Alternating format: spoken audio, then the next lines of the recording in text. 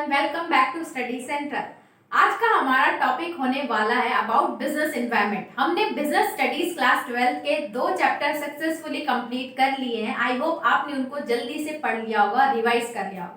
नहीं किया है तो मैं डिस्क्रिप्शन में लिंक दे दूंगी, आप उनको जल्दी से कवर करो। अब हम बिजनेस का 3rd चैप्टर स्टार्ट करने वाले हैं, that is business environment. Business environment नाम सुन के बहुत अच्छा लग रहा है कि अभी तक हमने मैनेजमेंट के प्रिंसिपल पढ़े, कैसे बिजनेस को चलाना है वो सीखा, लेकिन बिजनेस एनवायरनमेंट क्या होता है? एनवायरनमेंट मतलब मुझे पता है प्लांट्स एनिमल्स ये, लेकिन बिजनेस का एनवायरनमेंट कैसे हो सकता है? तो मैं आपको इसको ये एक एग्जांपल देके बताती हूँ। अगर मैं आपको एग्जांपल दूं कि क्या होता अगर एक बिजनेसमैन है, अगर उसको किसी मशीन से प्रॉब्लम हो रही है तो वो उस मशीन उसकी बिजनेस की वर्किंग को अफेक्ट कर रही है, तो वो क्या करेगा? चुपचाप से दूसरी मशीन लाएगा और या तो उसको रिपेयर करवा लेगा या उसको चेंज कर देगा। अब उसकी जो इफेक्ट कर रहा था वर्किंग ऑफ द बिजनेस, वो उसने उसको ठीक करा दिया। अगले दिन क्या हुआ? कोई वर्कर, 3-4 वर्कर काम पे नहीं आ रहे हैं और बहुत ज्यादा छुट्टी कर रहे हैं, तो वो क्या करेगा? उसको रिप्लेस कर देगा या उनको वार्न करेगा। तो वो अफेक्ट किया उसकी प्रोडक्शन को और वो सॉर्ट आउट। अब ये 2 प्रॉब्लम थी जो उसके कंट्रोल में थी बिजनेसमैन की, वो उसको कंट्रोल कर सकता है। लेकिन अगर क्या हो कि गवर्नमेंट अचानक से टैक्स इंक्रीज कर दे और आपका जो इतना सामान है वो आपको बेचना है, वो अब हाई प्राइस में बिक रहा है, तो वो आप कैसे करोगे, कैसे भेजोगे? और क्या होगा कि जो सामान आप मैन्युफैक्चर कर रहे थे, मान लो अगर आप छोटी फोन कर रहे थे जैसे कि कीपैड वाली, और अचानक से कोई दूसरी कंपनी टच स्क्रीन वाला लेके आती है और आपके पास इतने सारे रॉ मटेरियल रखे हैं कीपैड वाले फोन के, तो क्या ये आप इस बिजनेस की जो वर्किंग है ये कैसे आप चेंज करोगे? तो हाँ, आपने सही समझा। बिजनेस एनवायरनमेंट ऐसे सब एनवायरनमेंट रहते हैं जो एक बिजनेस ऑर्गेनाइजेशन के आसपास रहते हैं, जैसे कि पॉलिटिकल और ज्योग्राफिकल, टेक्नोलॉजिकल और फाइनेंशियल, ये सब ये ऐसे एनवायरनमेंट रहेंगे जो बिजनेस की वर्किंग को अफेक्ट करते हैं इनडायरेक्टली। मतलब अगर वो इंटरनल एनवायरनमेंट देखे तो वो जैसे कि मशीन खराब हुई और वर्कर्स नहीं आ रहे तो बिजनेसमैन उसको चेंज कर सकता है। लेकिन अगर गवर्नमेंट टैक्स इंक्रीज करेगी, फैशन में चेंज हो जाएगा, तो ये बिल्कुल ही अनप्रिडिक्टेबल रहते हैं। इसके बारे में बिजनेसमैन को बिल्कुल ही नहीं पता होता है कि कब क्या चेंजेस आ जाए। तो ये हमने पढ़ा अबाउट बिजनेस एनवायरनमेंट। अब डेफिनेशन देखते हैं।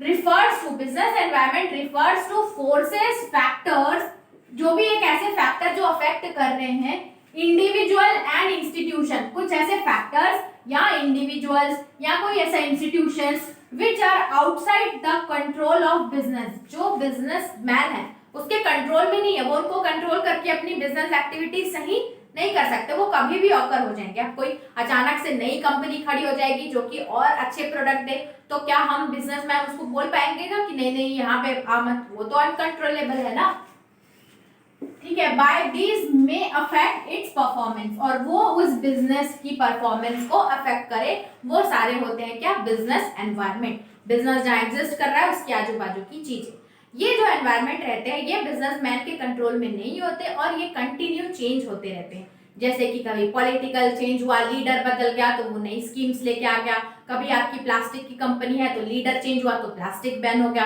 कभी न्यू कल्चर था तो न्यू फूड हमारी इंडस्ट्री खुली लेकिन आपकी क्लोथिंग की थी। अब जिस कल्चर का वो फूड प्रोवाइड कर रहे थे वहां पे जो वेटर्स थे वो वही ड्रेस पहन के सर्वाइव, तो उनको वो ड्रेस अच्छी लगी तो अब वो लोग दूसरी कंट्री की ड्रेस पसंद करने लगे और आप जो ड्रेस भेज रहे थे उसको कोई पसंद नहीं करा। तो ये होता है बिजनेस एनवायरनमेंट जो हम प्रिडिक्ट भी नहीं कर सकते और हमें पता भी नहीं होता है कि ये कब चेंज हो जाए।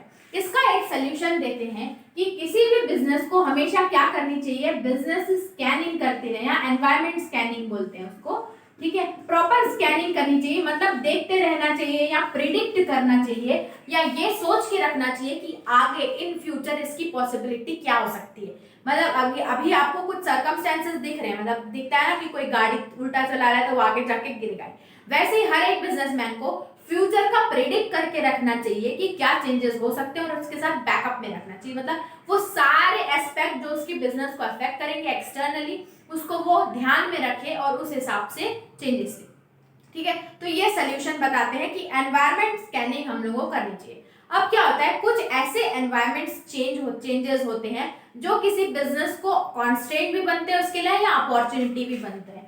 अपॉर्चुनिटी कैसे? अगर गवर्नमेंट ने टैक्स इंक्रीज कर दिया इंपोर्ट पे, ठीक है, या इंपोर्ट एक्सपोर्ट दोनों पे, जो हम सामान मंगा रहे हैं उसके लिए। तो ऐसे बिजनेसमैन जो क्या कर रहे थे, बाहर सामान भेज रहे थे, ठीक है, वो उनको लॉस होगा। क्यों? क्योंकि अब वो एक्सपोर्ट नहीं कर पाएंगे, ठीक है। और जो इंपोर्ट भेज रहे थे अब वो मना कर दिया, मतलब बाहर से सामान नहीं आएगा, तो जो लोकल कंपनीज वाले हैं उनका फायदा होगा। क्यों? अपॉर्चुनिटी है कि क्योंकि अब बाहर से सामान नहीं आएगा तो उनका लोकल मार्केट आगे बढ़ेगा। तो जो भी एनवायरमेंट रहते हैं कभी कभी हमारे लिए अपॉर्चुनिटी बन जाते हैं कि बहुत अच्छा फायदा है, और कभी कभी बिजनेसमैन के लिए बहुत बुरी चीज बन जाते हैं। तो ये डिपेंड करता है। तो अभी हमने इसका ऑल ओवर डिटेल कंसेप्ट समझ लिया और इसकी डेफिनेशन। अब इसके फीचर, कैरेक्टरिस्टिक्स और नेचर देखते हैं कि और इसके बारे में जाने कि ये एक्चुअली में बिजनेस एनवायरनमेंट होता कैसे, ठीक है। तो अब हम देखते हैं बिजनेस एनवायरनमेंट के फीचर्स। पहला फीचर बोल रहा है कि ऑल द एक्सटर्नल फैक्टर्स, इसमें सारे एक्सटर्नल फैक्टर्स रहेंगे, चाहे वो पॉलिटिकल हो, चाहे वो सोशल हो, चाहे वो इकोनॉमिकल हो, इकोनॉमी में अगर कोई चेंज आ रहा है, या चाहे वो टेक्नोलॉजिकल हो, ठीक है।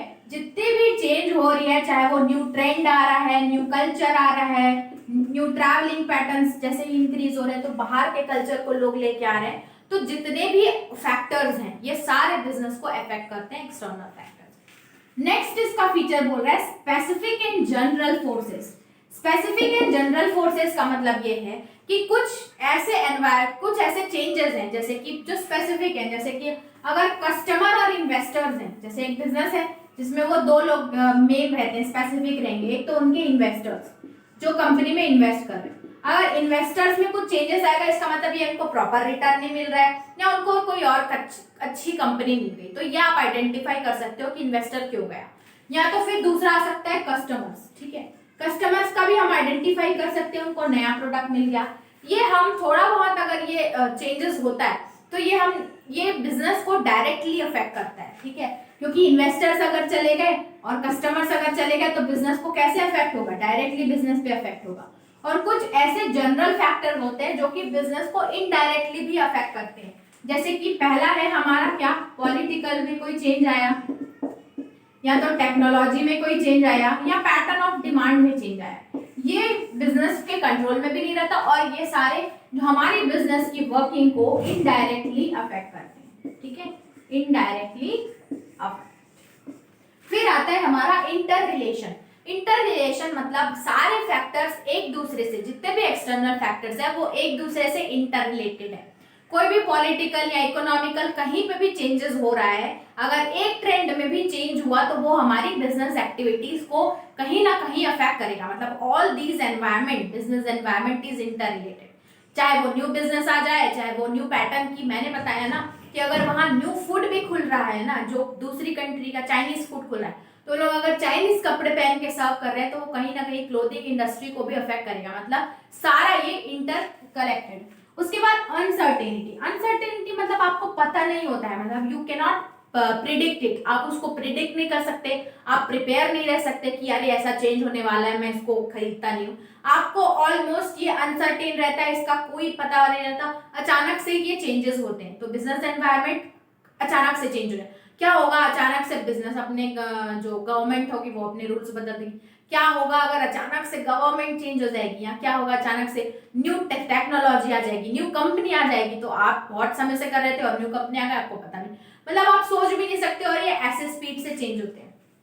फिर आता है डायनेमिक। डायनेमिक मतलब कि बहुत बिजनेस एनवायरनमेंट बहुत फ्लेक्सिबल होते हैं। फ्लेक्सिबल मतलब कभी भी चेंज हो सकते हैं, इस पे आपका कोई कंट्रोल नहीं होता, और ये टाइम टू टाइम चेंज होते रहते हैं। They are dynamic in nature, change होते रह रहे हैं, थोड़ा सोचना है। फिर है कॉम्प्लेक्स। कॉम्प्लेक्स मतलब कि ये इसके जो स्टडी है बिजनेस एनवायरनमेंट को, आपको सोचना, to predict, to take precautions, आप प्रिकॉशंस भी नहीं ले पाओगे और ये इतने जल्दी चेंज हो जाएंगे, ठीक है। तो ये बहुत ही कॉम्प्लेक्स रहते हैं, बहुत सारे फैक्टर्स रहते हैं जो एक दूसरे को कहीं ना कहीं अफेक्ट करते हैं और एक दूसरे से इंटर रिलेटेड रहते हैं और बहुत ही ज्यादा कंफ्यूज्ड भी रहते हैं, इसीलिए इसको कॉम्प्लेक्स बोला। और ये होता है रिलेटिविटी। रिलेटिविटी मतलब बोलना चाह रहा है कि सारे जो भी बिजनेस एनवायरनमेंट है वो एक दूसरे से इंटरकनेक्टेड है। इसका एक ही सोल्यूशन बनता है कि बिजनेसमैन को हमेशा क्या करनी चाहिए, एनवायरनमेंट स्कैनिंग करनी चाहिए, क्योंकि ये सारे एनवायरनमेंट एक दूसरे से इंटरकनेक्टेड हैं। तो इनडायरेक्टली देखा जाए तो हमने जैसे ही मीनिंग समझी, उस मीनिंग से ही कुछ कुछ पॉइंट निकल के उसके फीचर्स कैरेक्टरिस्टिक्स बन गए। तो ये हमने पढ़ा introduction of the chapter about business environment. I hope आपको समझ में आया होगा। इसके नोट्स बना के आप अच्छे से रिवाइज करो, उसके बाद हम लोग आगे फर्दर इस चैप्टर को डिस्कस करते हैं नेक्स्ट की वीडियोस में।